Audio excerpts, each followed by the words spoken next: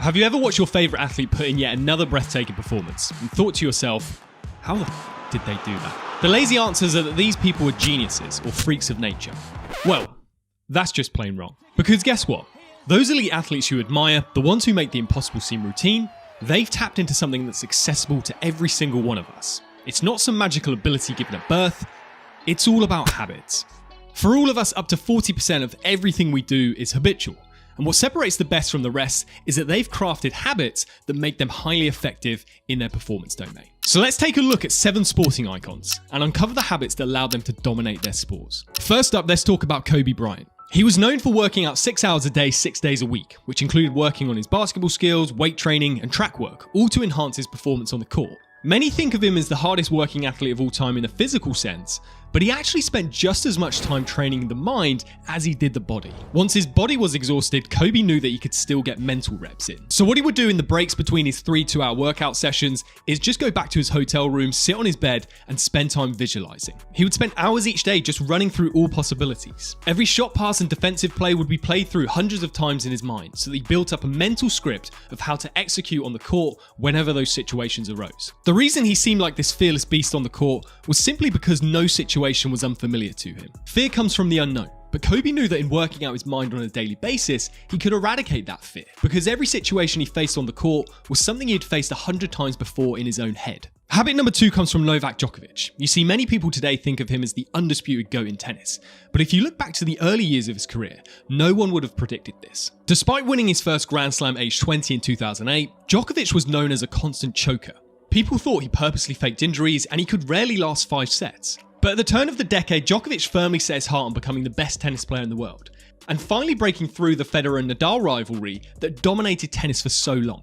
Many people of course laughed at this, but Djokovic wouldn't budge on this ambition, because he showed the key habit of being positively delusional. Think about it, anyone who thinks they can become the best in the world at something has to at some point be delusional, because the chances are ridiculously slim. You've got more chance of winning the lottery. When you first have that thought that you can be the best in the world at something, it is outright delusional, because there's often no evidence or track record that you can actually achieve this. Djokovic for the first few years of his career was nothing particularly special. He was firmly in the pool of second-tier players behind Federer and Nadal and did not stand out really.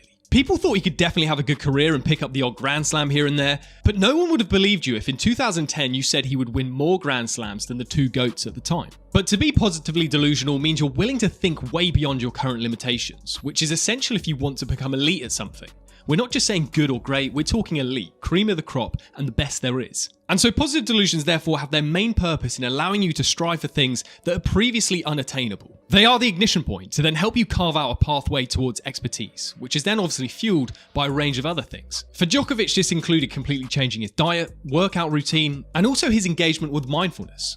But those other things wouldn't have emerged in the first place without Djokovic holding his positive delusion. Okay, so habit number 3 comes from Tiger Woods. This is a man who transcended his sport in so many ways. But despite being a first-class golfer, he's also been known to be a worst-class person. And the main reason for this is because deep down, he's inherently selfish. The cold, harsh, honest truth is that elite athletes often only get to where they get to because of putting themselves 100% first. And Tiger Woods has openly admitted this himself in saying, I think every great champion who has ever lived would say, yeah, they're selfish in certain aspects. That's how you got there. Throughout his career, he's cut countless friends, coaches, caddies, and ex-girlfriends from his life in the most brutal fashion. For example, apparently Tiger dumped his high school girlfriend of 3 years through a simple 4-sentence note that basically said that his parents didn't think that she fit into the plan of his career. Now, of course, this is an extreme example, and there are far better and less harsh ways of going about being selfish, but unfortunately, it's a necessary evil. If you think about it, anyone pursuing their dream of becoming the absolute best in their sport has to have their entire life revolve around their training and performances. They'll miss countless family birthdays and other gatherings because it doesn't fit with their schedule. Their parents spend years driving them around to training, meets, competitions, sacrificing all their free time just so their kid gets to pursue their dream. And then once that athlete gets to the top, the selfishness continues. Athletes can get traded or transferred without prior warning, and their entire family has to up sticks and move across the country or to another country because that's where they're playing now. There's no discussion. Everything is done for the sake of the athlete's career.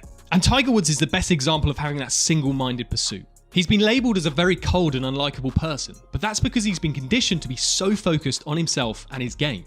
Unfortunately, in his case, this has gone to an extreme where it's bled into many different controversies in his personal life. And it's definitely not an excuse, but that's a risk that can come with unchecked selfishness that is allowed to build up over many decades. It might get you to the top, but it's also what can drag you down, so be careful in how you apply and navigate your selfishness.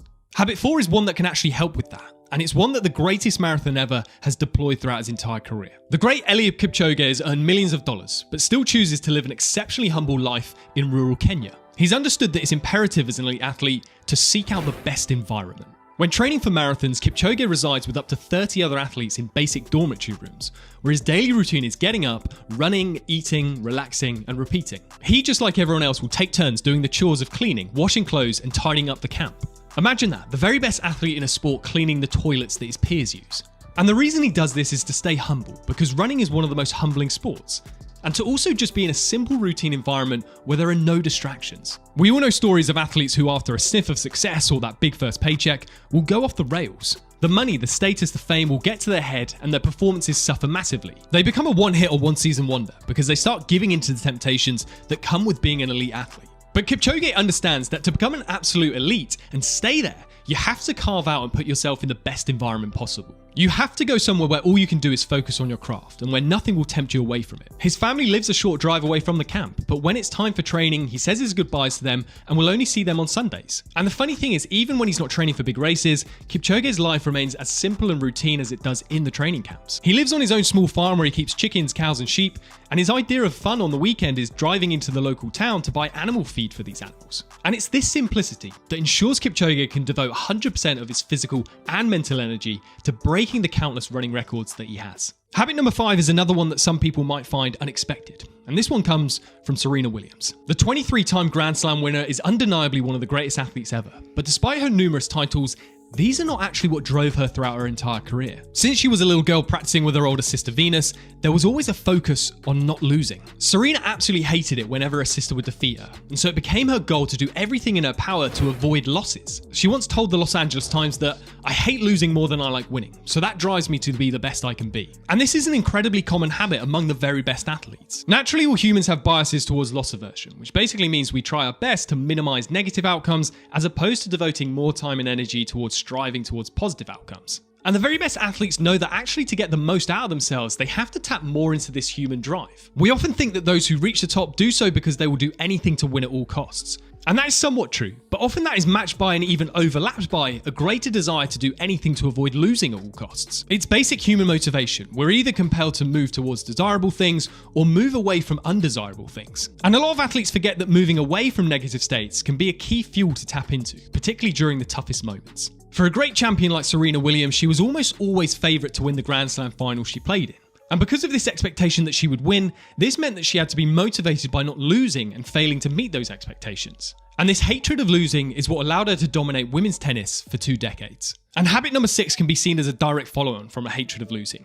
And this one comes from 7-time Super Bowl winner Tom Brady. Throughout his entire career, Brady was an underdog because when you look at his raw physical attributes, he does not fit the mold of an elite quarterback. He was never that fast, his arm wasn't the strongest, and he wasn't amazing at throwing on the run. But the thing is, Brady didn't need other people to tell him this. And this is because he was his own harshest critic. Throughout his entire career, he knew he had a lot of weaknesses, and these were what attributed to him not always performing at the highest level. And he knew that on paper he was almost the exact opposite of what teams would want in their star quarterback. He openly admitted that he would always tell his teammates that nothing good happens when I've got the ball in my hands. So the faster he could get the ball out of his hands, then the better it was for the entire team performance. This was a philosophy he held right the way throughout his career.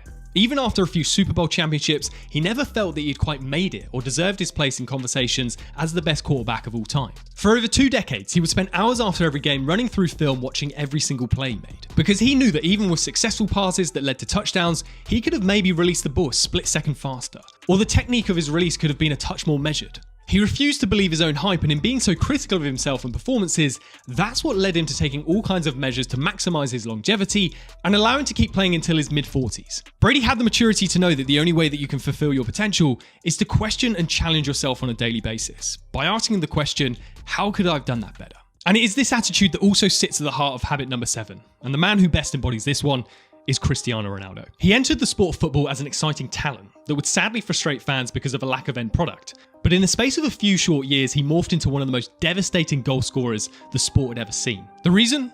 It's because he refused to rely on talent. He knew that talent fosters complacency and laziness. It may get you your breakthrough, but it won't carry you far at the highest level, when it's only a matter of time before your opponents suss you out. So you need to remain adaptive and build on that talent through endless hard work. But the hard work itself can sometimes be misleading. It has to be a certain type of hard work, a type of hard work that Ronaldo mastered. To find out what this is and how you can apply it to your own training, then check out this next video here.